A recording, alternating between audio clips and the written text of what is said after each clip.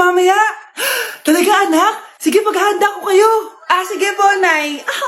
Excited na ako makita boyfriend ng anak ko. A few moments later. Anak, pupunta din pala boyfriend ko mamaya. Tamang-tama, makikita na silang dalawa ng boyfriend ko. Nakaka-excite naman, anak. Wait lang, tawagin ko si Kenneth. Kenneth? Bakit ka pangalan ng boyfriend ko? Baka nagkataon lang. 1 hour later. Tao po.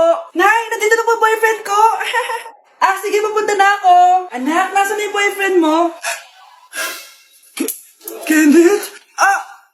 Boyfriend mo to, anak? Opo, Nay. Siya po yung sinasabi ko sa inyo. Ha? Boyfriend ko din to eh. Ha? Walang hiya ka, manloloko. Lumayas ka dito. Layas.